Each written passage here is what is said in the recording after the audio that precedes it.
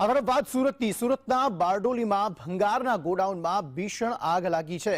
11 થી વધુ ભંગારના ગોડાઉનમાં આગથી રીતસરની અહીંયા દોડધામ મચી છે।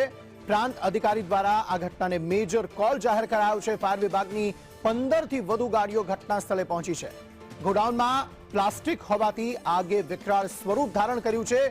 દુલિયા ચોકડી પાસે ભંગારના ગોડાઉનમાં આગ લાગવાનો બનાવ બન્યો છે। આગના ગોટે ગોટા 2 કિલોમીટર સુધી દેખાઈ રહ્યા છે। અફરાતફરીનો માહોલ સર્જાયો છે।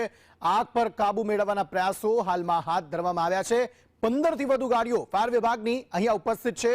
પાણીનો સતત મારો ચલાવવામાં આવી રહ્યો છે। પ્લાસ્ટિક મટીરિયલ અહીંયા વધુ હોવાના કારણે આગે વિકરાળ સ્વરૂપ ધારણ કર્યું છે। એક નહીં બે નહીં 11 થી વધુ ભંગારના ગોડાઉનમાં આગ લાગવાનો બનાવ બન્યો અને ફાયર વિભાગ અત્યારે આગ બુઝાવવા માટે સતત પ્રયત્નશીલ જોવા મળી રહી છે। જોકે હાલના સમયે કોઈ જાનહાનિના સમાચાર નથી। મોડી રાત્રે આ બનાવ બન્યો હતો।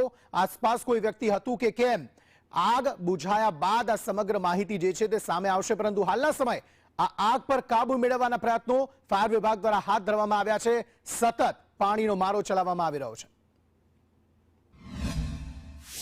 आग लगवानुं कारण तो हजू सुधी मालूम नहीं पड़्યું, પણ અમે आया त्यारे भंगारना गोडाउनमां आग हती। जेना अनुसंधाने जिल्ला फायर हेडक्वार्टरनी बारडोलीनी 4 गाड़ीओ घटना स्थळे हती। एक समय आग संपूर्ण काबूमां हती अने बुझाई गई हती, पण सवारे 4 के 5 वाग्यानी अरसामां जे हवानुं जोर वध्युं एना लीधे जे आग हती ए खूब ज स्प्रेड थई गई अने आग बुझावવાની प्रक्रिया हाल चालू छे। फायरनी टीम द्वारा रात्रिना समय दरमियान 3:30 થી 4 વચ્ચે આ આગ પર કાબુ મેળવી લેવામાં આવેલ હતો।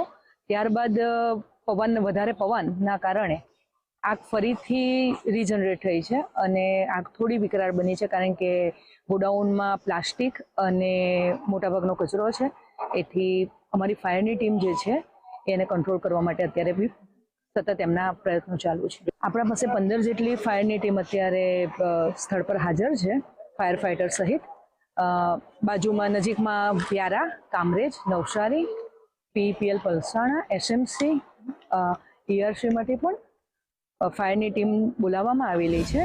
સુરત જિલ્લાના બારડોલી ખાતે આવેલ દુલિયા ચોકડી ખાતે એક ભંગારના ગોડાઉનોની અંદરમાં આગની ઘટના બની છે।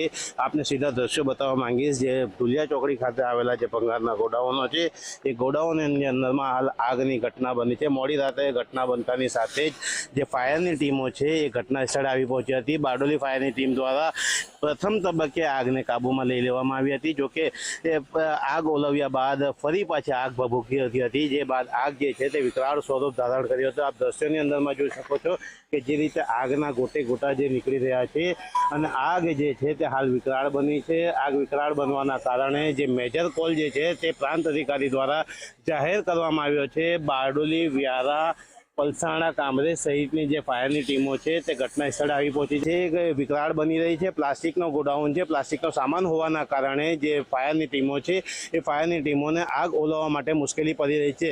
ફાયરની ટીમ દ્વારા સતત જે છે તે પાણીનો મારો ચલાવવામાં આવી રહ્યો છે, જેને લઈને હવે આગ જે છે તે ક્યારે કાબૂમાં આવે તે કેવું હાલ ફાયર વિભાગ માટે મુશ્કેલ બન્યું છે। યાસીર કાગઝી, સંદેશ ન્યૂઝ, બારડોલી।